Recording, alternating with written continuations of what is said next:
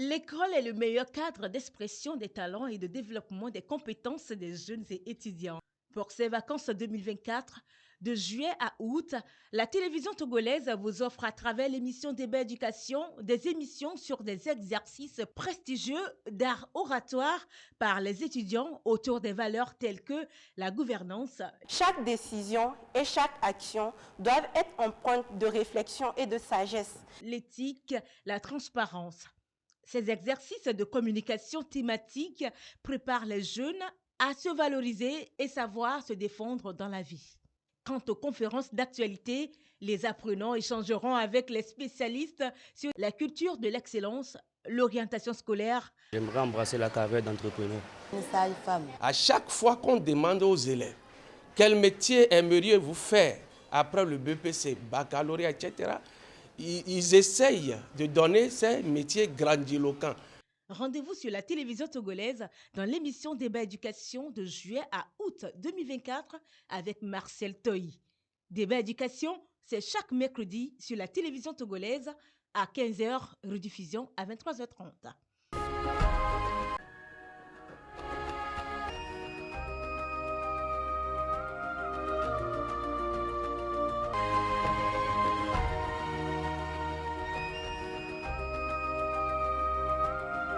Chers élèves du Togo, la télévision togolaise à travers l'émission Débat Éducation vous dit bonsoir. La télévision togolaise a décidé de vous offrir une série d'émissions sur les problématiques qui sont au cœur des préoccupations des jeunes, des parents, etc. Et nous allons commencer cette série d'émissions par un thème très important qui est toujours d'actualité.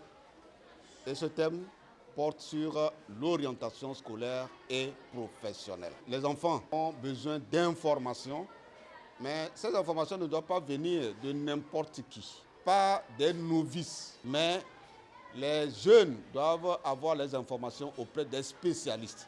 Et ces spécialistes, heureusement, le ministère de l'enseignement primaire et secondaire a mis en place un service appelé SINIOPS, Centre national d'information d'orientation scolaire et professionnelle. Et c'est ce service-là qui a mis à notre disposition, dans le cadre donc de cette émission, 2 spécialistes pour venir échanger avec les élèves. C'est vrai, c'est avec les élèves que vous voyez dans cette salle, mais en réalité, tout ce qui va se faire ici va permettre aux élèves du Togo d'être suffisamment informés sur les choix d'aujourd'hui et de demain. Et c'est en cela que les élèves qui sont dans cette salle, la plupart sont en classe de 3e, mais il y a aussi des élèves de première et de terminale.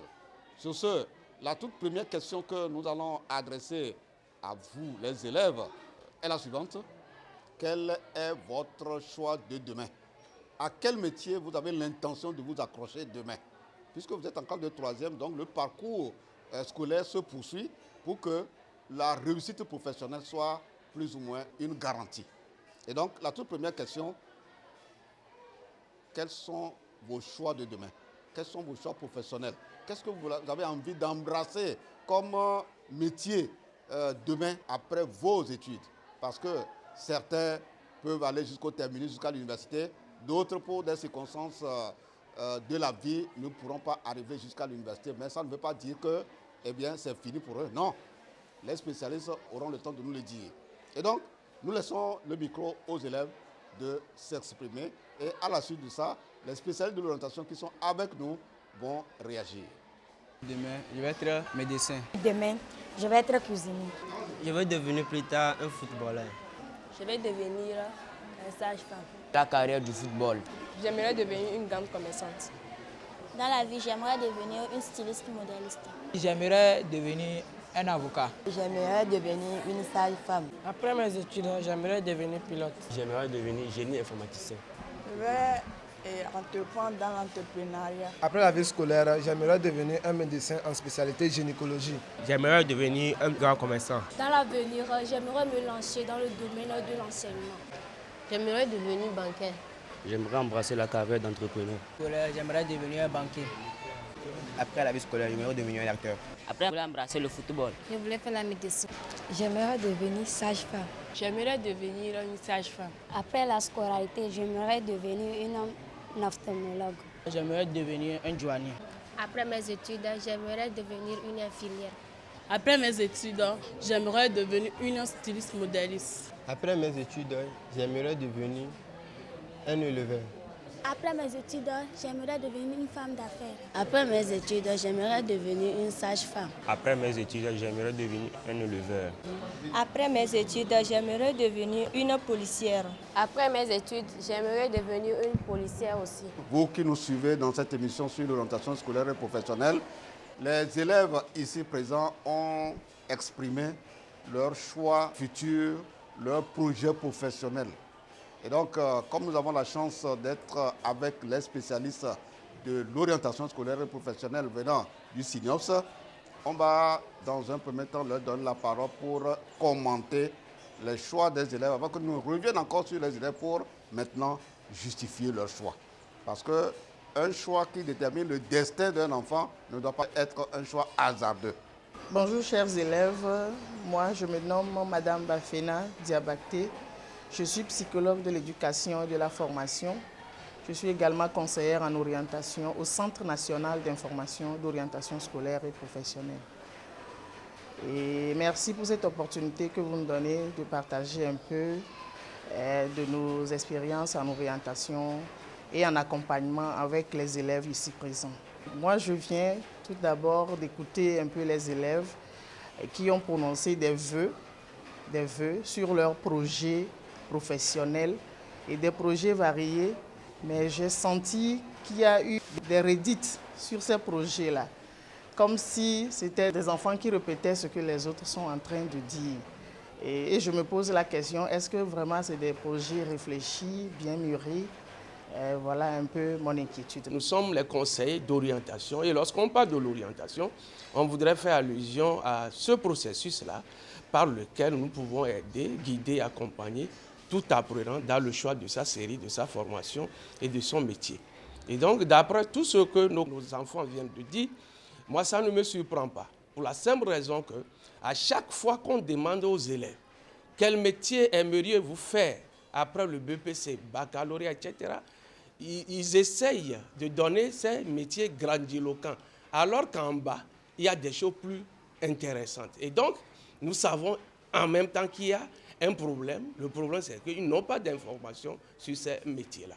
Nous venons d'écouter les deux spécialistes de l'orientation et le tout dernier qui est intervenu a dit quelque chose de très important. Il se rend compte que les élèves manquent d'informations. Ça veut dire que dans le domaine de l'orientation scolaire et professionnelle, il y a un déficit d'informations effectivement et il est important de combler ce vide-là pour que les apprenants dans le système éducatif togolais ne prennent pas des voies détournées et ne fassent pas des choix qui ne les arrangera pas demain. Et c'est pour ça que nous allons encore retourner vers nos élèves. Voilà, ceux qui s'étaient exprimés entre-temps pour voir quelles sont les vraies motivations de leur choix.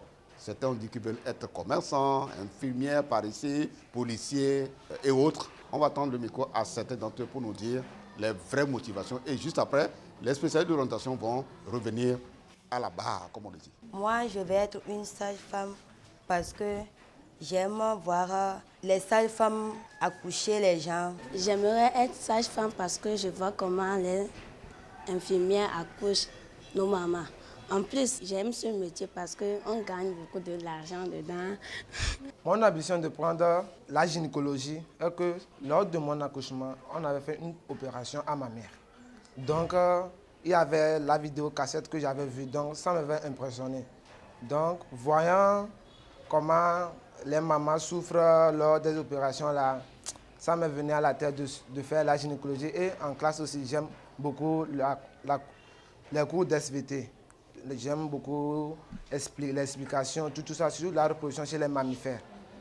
C'est pourquoi j'ai pris la gynécologie. Après avoir écouté nos 3 élèves qui ont exprimé leur motivation sur leur choix professionnel, mon ressenti c'est que ces 3 élèves ont mis l'accent, surtout les 2 premiers élèves ont mis l'accent sur leur goût au métier. Et c'est l'un des critères sur lesquels les élèves doivent se baser d'abord pour choisir un métier. Mais je me demande si les autres critères aussi sont aussi pris en compte. Parce qu'il ne s'agit pas de dire j'aime bien le métier quand je vois les sages-femmes en train de faire leur travail, ça me plaît et qu'ils gagnent beaucoup d'argent. Bon, cet aspect aussi lucratif de ce métier de sage-femme aussi, je m'interroge si vraiment les raisons sont aussi réelles que ça. Alors, notre élève qui a parlé de la gynécologie, je crois qu'il nous a donné assez d'éléments, qu'il aime le métier. Et il a, pour la petite histoire, parlé de sa famille un peu, de sa maman, l'histoire de sa mère. Et encore, il nous a ajouté qu'il aime bien faire la biologie et qu'il a des aptitudes, de bonnes capacités, et il réussit dans les matières. Maintenant, est-ce que ça suffit pour dire oui, je veux devenir gynécologue? C'est la question qu'on se pose. Il y a d'autres critères qui entrent en jeu dans le choix d'un métier. On peut dire, par exemple, de base, qu'on veut devenir gynécologue ou avoir un projet de base. Et lorsqu'on commence les études sur ce projet-là et qu'on puisse vraiment pas avoir les aptitudes nécessaires ou qu'on puisse pas avoir vraiment tout ce qu'il faut pour pouvoir réussir et atteindre nos objectifs. C'est très important de prendre en compte les autres critères qui entrent en jeu dans le choix de son métier. Pour les métiers de la santé, le premier critère, c'est votre personnalité. Il faut tenir compte de vous. Il faut vraiment vous connaître et savoir ce que vous aimez et ce que vous n'aimez pas. C'est bien, vous aimez le domaine de la santé. Est-ce que vous avez vu le gynécologue en train de travailler? Vous avez une idée des conditions dans lesquelles le gynécologue travaille? Ça fait partie de la personnalité que vous devez vraiment y toucher pour voir si, est-ce que moi, en étant dans ce métier-là, je pourrais véritablement être à l'aise, comme le médecin que je vois, comme la sage-femme que je vois en train de faire bien son travail. La démarche qui doit suivre, c'est quoi? Lorsqu'on ambitionne devenir médecin ou sage-femme, il faudrait vraiment faire une enquête professionnelle. C'est très important. Ça consiste à aller vers ce professionnel-là, aller faire de petits stages d'observation et quelques jours pour voir un peu le quotidien d'un gynécologue ou le quotidien d'une sage-femme. Et être sûr véritablement que cet environnement-là, c'est ce que je pourrais véritablement mettre mon potentiel et y réussir dans cet environnement-là. Parce que nous avons vu des élèves dire très haut, je veux faire la médecine, je veux devenir sage-femme, qui à un moment donné se retrouvent vraiment dans des difficultés parce qu'ils ont, de par leur personnalité, des phobies qui ne leur permettent pas de réaliser leur objectif professionnel. Voilà. L'autre aspect, c'est quoi? Il faut avoir les informations sur, d'abord, la structure qui forme, quelles sont les structures qui forment dans le domaine de sage-femme et quelles sont les conditions d'entrée dans ces formations-là pour pouvoir être éligible lorsqu'on sera prêt pour entrer dans ces formations-là. Il ne suffit pas d'être en classe et puis de dire oui, j'ambitionne devenir sage-femme, mais comment est-ce qu'on accède à la formation? Quelles sont les écoles aujourd'hui au Togo qui forment dans le domaine des sages-femmes et comment on y rentre? C'est sur concours. Quels sont les critères de sélection? Et se préparer véritablement à remplir les conditions pour d'abord être accepté et réussir sa formation. Maintenant, l'enquête professionnelle vient maintenant confirmer votre projet en allant vers une structure privée, pourquoi pas, faire des petites demandes de rencontres, de stages de 3 jours d'observation dans une structure privée et voir un peu le quotidien de la sage-femme et véritablement s'y intégrer, se sentir prêt vraiment à exercer ce métier-là lorsqu'on sortira de sa formation. Au Togo, nous avons d'abord, je commence par les études universitaires à l'université de Lomé. Nous avons la faculté des sciences de la santé qui forme les médecins et les pharmaciens. Quand je quitte l'université, nous avons l'École nationale des sages-femmes à Lomé. Nous avons l'ENAM aussi à Lomé. Et nous avons l'ENAS de Sokodé qui forme les aides sanitaires avec le niveau BPC. Mais je tiens à dire que lorsque vous voulez rentrer dans des études de la santé au niveau universitaire, vous devez obtenir un bac D, un bac C. Et lorsque vous voulez faire, par exemple, des études en infirmerie ou pour sage-femme, là, vous devez avoir un bac D, un bac C. Pour l'entrée dans ces formations-là aussi, on accepte aussi ceux qui viennent de la série A4 à condition que vous êtes très bon en maths, physique et SVT. J'aimerais faire l'élevage parce que c'est un métier qui me plaît depuis mon enfance. Chez moi à la maison, on peut trouver des animaux comme les chiens et les lapins, les poules et d'autres animaux aussi. Je veux rester dans le domaine de moutons. J'aimerais faire l'élevage parce que depuis mon enfance, j'ai commencé l'élevage des volailles et des lapins. C'est pourquoi ça me motive de devenir l'éleveur dans la vie future. Je viens d'écouter les élèves dans leur argumentation, sauf que les arguments ne sont pas aussi pertinents. En ce sens que lorsque l'élève dit que depuis son enfance, c'est l'élevage qu'il aime, ça, est-ce que c'est l'élevage de grande envergure ou bien, bon, c'est le commencement là, quoi. Or, lorsqu'on veut faire quelque chose et gagner dedans un jour, devenir ce spécialiste, d'abord, la question qu'il faut se poser d'abord, est-ce que ce que je voudrais faire là, est-ce que sa formation d'abord existe dans mon pays? Si cette formation n'existe pas, est-ce que je peux le faire dans d'autres pays? Est-ce que j'ai les moyens? C'est pour ça que la dame a parlé de critères aujourd'hui. Les critères sont tellement importants. Avoir des informations sur le métier d'abord. Après tout, voir aussi sa personnalité. Nous avons plusieurs personnalités. Est-ce que je suis fait pour élever? Et ça, c'est par rapport aux tests psychotechniques que nous les mesurons.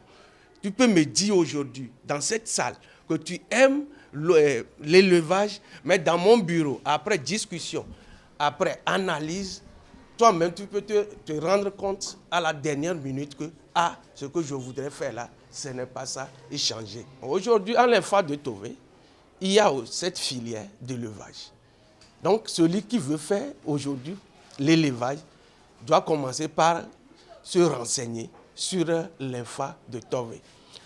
Après l'INFA de Tové, il y a IFAD, Institut national de formation en alternance. Dans les IFAD, là, par exemple, il y a IFAD de Bakwasi, où il y a élevage, les bovins et ses consorts.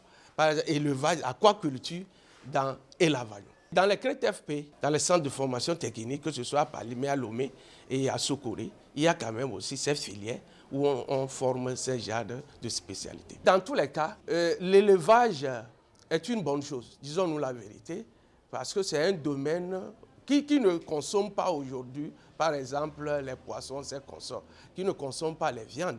Et donc, c'est ce qui me pousse même à dire aujourd'hui que lorsqu'on veut quand même faire quelque chose, il faut voir ce que ça va donner. Au Togo, l'élevage prend aujourd'hui une place prépondérante dans le choix pour pouvoir quand même engranger un tant soit peu ce qu'il faut faire pour devenir quelqu'un dans ce pays. Il y a l'élevage de bœufs, l'élevage de moutons, l'élevage des volailles, chèvres, poules, etc. Lorsque tu fréquentes, il faut aussi viser les diplômes. S'il n'y a pas une structure en tant que telle pour te délivrer à la fin de la formation un diplôme, c'est en vain tu le fais parce que tu vas te limiter autour de toi-même. Or, lorsqu'il y a un diplôme, par exemple, lorsqu'il y aura un concours dans les années à venir, tu dois postuler et trouver un travail comme ça. Lorsque tu veux faire une formation, il y a deux options. La première option, que toi-même tu as de l'argent et que tu veux mettre sur pied une entreprise. Voyez-vous? Et là, tu recrutes la personne que tu veux dans ton entreprise, tu vas au service quand tu veux, tu pioches l'argent comment tu veux. Personne ne va rien te dire. Mais à défaut de ça, il faut attendre un concours. Et qui parle de concours, parle de l'État. Et qui parle de l'État, parle des besoins que l'État, lui, va structurer pour pouvoir lancer son concours. L'idéal, c'est que toi-même, tu sois maître de toi-même. Recruter des gens, être patron. Lorsqu'on a le désir d'être éleveur, La première, c'est de collaborer, par exemple, avec des éleveurs. Tu peux quitter ici, aller à IFAD en question si tu as les moyens, ou bien aller à l'INFAD de TV, prendre l'audience et demander comment ça se passe. C'est important.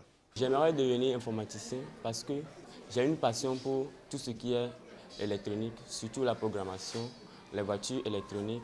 Et j'aimerais aider mon père à programmer ses voitures parce qu'il est électricien. Il vient de se prononcer sur le métier de l'informatique. Et précisément, il a parlé de la programmation. Je tiens à le féliciter parce qu'il a fait un choix très important parce que l'informatique reste un domaine porteur d'insertion professionnelle aujourd'hui au Togo.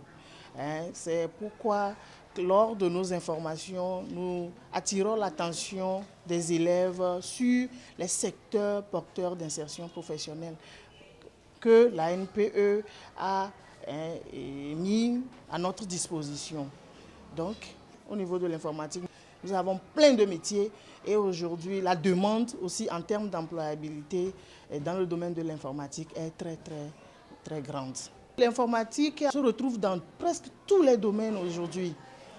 Donc, c'est pour cela que nous disons que ce métier, vraiment, lorsque vous exercez, vous étudiez dans ce domaine-là, vous n'allez pas chômer. Pour se faire former dans le domaine de l'informatique, nous avons plein d'écoles aujourd'hui. À part les universités privées, nous avons l'université de Lomé, l'université de Kara, qui, en son sein, forment dans le domaine de l'informatique, avec des branches beaucoup plus spécifiques.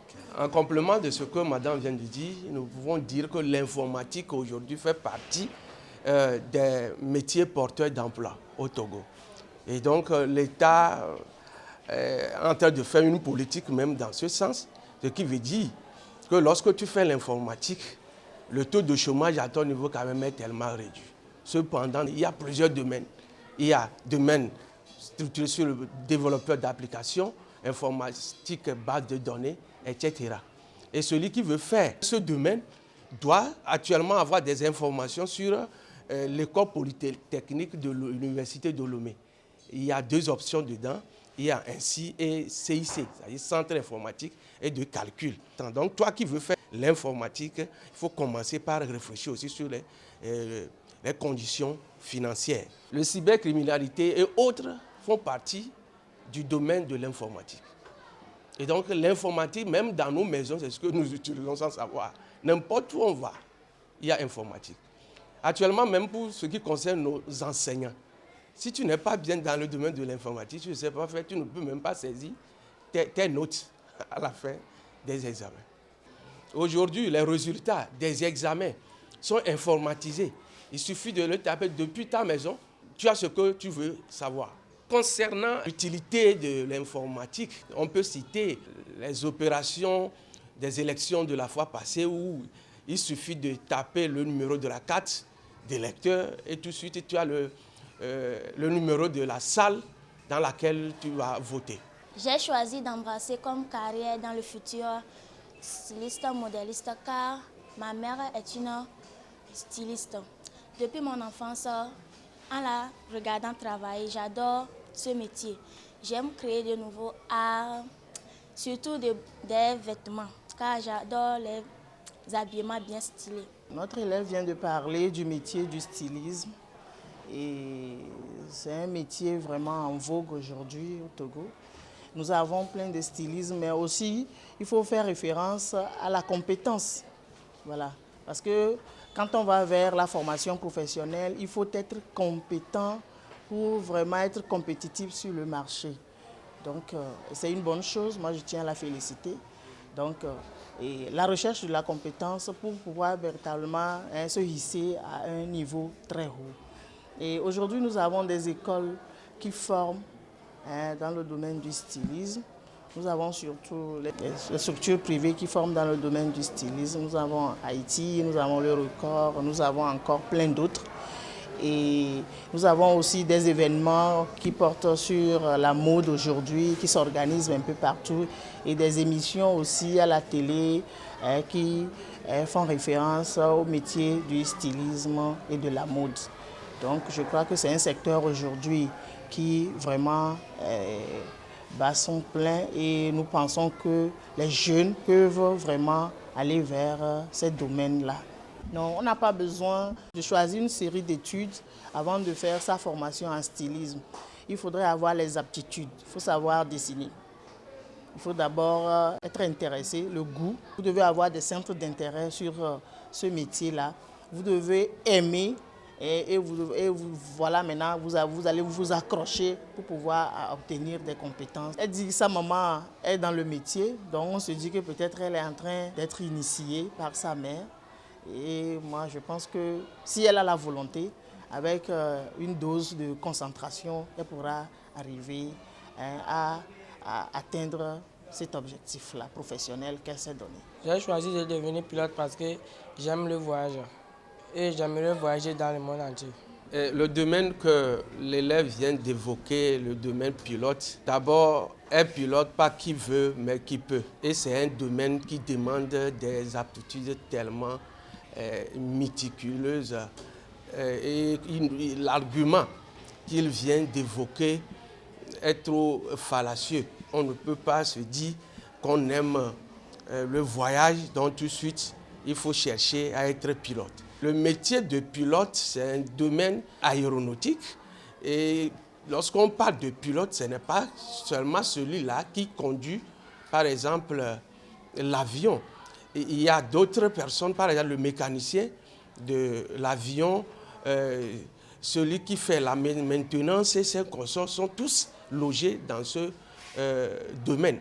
Si on veut être pilote, il faut d'abord être un scientifique hors pair. Tu es obligé de faire la série C. Et la série C exige une compétence accrue dans les matières telles que la mathématique et la physique. Et donc déjà, pour l'élève là, qui a choisi ce métier, si jusqu'à ce jour, la mathématique et la physique sont son ennemi, je suis sûr qu'il ne peut pas aller sur ce terrain. Et ce qui est encore difficile est que jusqu'à ce jour, il n'y a pas au Togo une école en tant que telle qui forme dans le domaine de pilote. Il n'y en a pas. C'est dans les pays développés. Je peux me tromper. Nous allons vérifier, certes, mais jusqu'à ce jour, il n'y a pas une école de pilote au Togo. Ce qui veut dire que toi qui as cette ambition, déjà, il faut commencer par travailler bien, le CR pour avoir une bourse. Lorsque tu as une bourse, tu peux être envoyé, par exemple, en Afrique du Sud, en France, au Canada, aux États-Unis. Et soit tes parents ont des moyens conséquents pour t'envoyer dans ces pays-là faire cette étude. C'est pour ça, lorsqu'on fait le projet professionnel, les parents sont tellement impliqués parce que c'est eux les premiers financeurs de tes études. Nous avons pris le temps pour écouter nos apprenants. Ils ont choisi les métiers qu'ils aimeraient faire dans l'avenir. Mais notre déception est personne, je pèse bien les mots, personne n'a osé dire que je vais devenir enseignant. Alors qu'être enseignant, c'est tellement un métier noble. Si on prend le cas de n'importe quel savant, Einstein, Descartes, Newton, personne d'entre eux ne pourra affirmer aujourd'hui qu'il est génie créateur, que lui-même, il s'est auto-formé. J'exhorte nos apprenants, au moins quelqu'un doit dire que non, je vais devenir enseignant. Je sais et je suis sûr que l'enseignement est tellement noble. Dans l'avenir, j'aimerais être policière pour me défendre. Parce que dans mon enfance, les gens me regardent comme je suis faible. Ça me plaît aussi, c'est ma passion aussi. Moi, j'aime les policiers parce que sans les policiers, on ne sera pas en sécurité. Et puis, moi, j'aime les soldats. Je me réjouis d'entendre nos élèves parler du métier de la police parce qu'aujourd'hui, nous sommes dans un monde d'insécurité totale au Togo, même avec les problèmes de djihadistes, de vols récurrents, de cambriolage.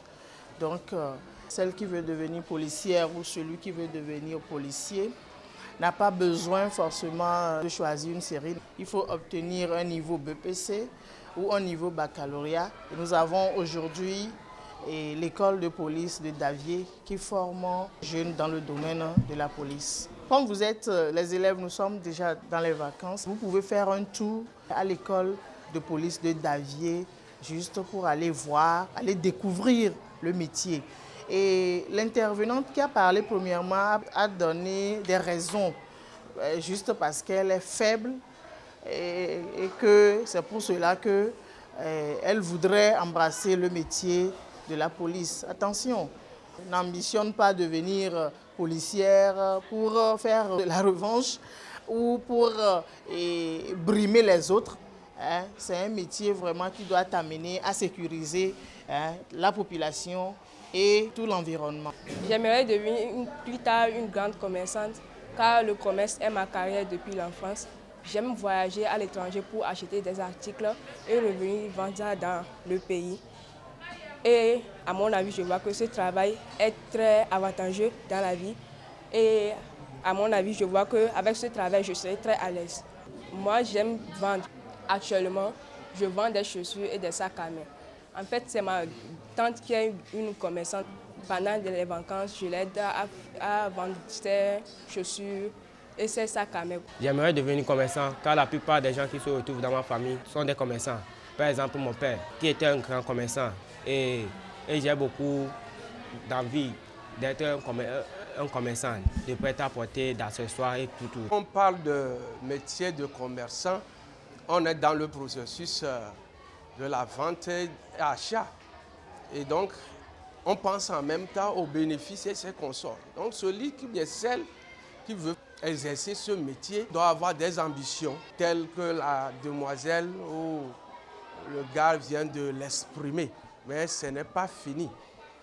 Il faut avoir encore certaines qualités pour pouvoir vendre. Il y a des écoles commerciales, des écoles dans lesquelles on a les séries qui enseignent dans ce domaine. Par exemple, la série G3, c'est une série dans laquelle on étudie les techniques commerciales. Donc, je lance un appel à mes frères et sœurs qui ont choisi ce domaine d'aller plus à l'école pour pouvoir mieux gérer leur commerce. Lorsqu'on parle de commerce, ce n'est pas seulement la vente des chaussures, d'habits, de sacs, non. Par exemple, comme je viens de le dire, il faut faire telle série pour devenir un grand commerçant. On peut toutefois te recruter dans une entreprise où tu deviens le chargé, bien la chargée du commerce dans l'entreprise. Ce n'est pas que tu iras prendre quelque chose à aller vendre, mais c'est toi qui vas assurer la vente de ces produits-là, tout ce qui va rentrer. Si je prends par exemple Ouassem, là où on produit par exemple le ciment, le chercher commercial, ce n'est pas cette personne-là qui va prendre le ciment sur sa tête, aller vendre, mais c'est lui qui va développer les stratégies nécessaires pour qu'on puisse écouler ce produit qu'est le ciment. Et aussi, on peut toutefois rester aujourd'hui dans son bureau et faire le commerce par rapport au réseau, lancer des articles sur bien les articles en ligne et avoir son gain par des mécanismes aussi impressionnants qu'est ce transfert monétaire. Dans le domaine commercial en question, il y a des volets où on parle de commerce international. Si on parle de commerce international, par exemple, je peux être au Togo et commander des voitures, par exemple en Chine, ou commander du riz et aller au port, aller recevoir mes produits-là et distribuer ça sur le plan national. Et là, on peut dire que je suis spécialiste dans les ventes de voitures, d'habits, de riz, etc. Fidèles téléspectateurs, chers élèves du Togo, nous tenons à vous dire merci. Voilà, nous sommes à la fin donc, de cette émission qui est consacrée aux questions du choix professionnel des élèves. Et nous avons eu la chance d'avoir à nos côtés les spécialistes de l'orientation. Voilà, il y a madame et monsieur, le censeur de l'établissement qui nous a accueillis. Nous vous disons merci pour votre présence et participation active parce que vous avez fait œuvre utile en donnant des informations très importantes aux élèves du Togo. C'est sur ce que nous disons merci. Et les élèves ici présents voudraient vous dire autrement merci par un chant de revoir. Demain, il fera